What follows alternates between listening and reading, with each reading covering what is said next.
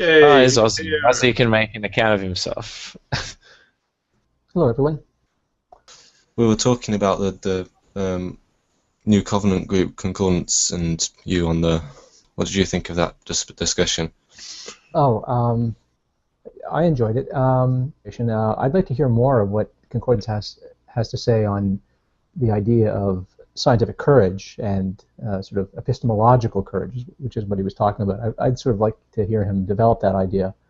And one of the fellows who was on that show, who sort of was on the panel who set this up, got the ball rolling, has suggested that to him, that maybe he should prepare a formal lecture or a video or something about that. So I'd like to hear him say more about that.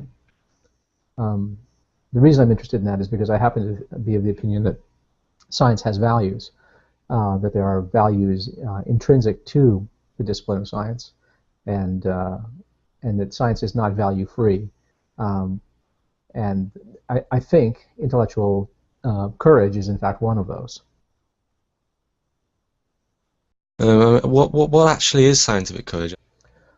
Oh, well, it's the idea that science, that one of the scientific values, one of the values of science, is hypothesis testing. But hypothesis testing is not something that for the faint of heart. It's not something for people who are timid.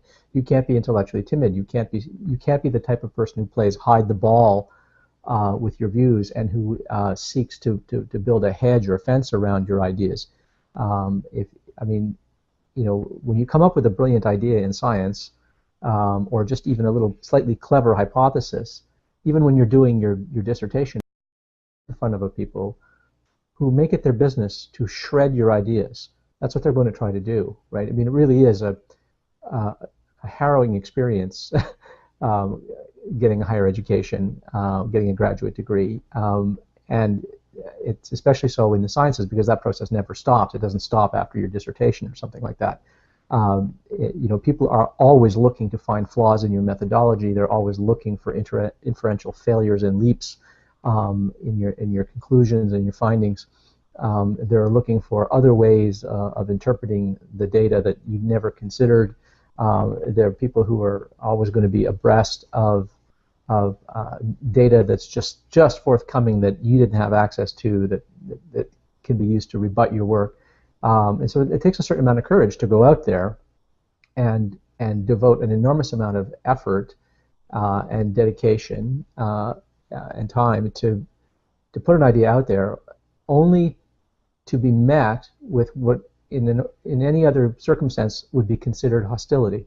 I mean, if you went to a party and said, "Hey, I had this idea for a play I want to write," and everyone said, "Okay, well, here, we're not going to say what's good about it. We're just going to try to shred it," right? You would think that this was a terrible thing, but in fact, this is what goes on in the sciences. People try to shred your ideas, and that takes guts, and it's built into the scientific enterprise. Is this value?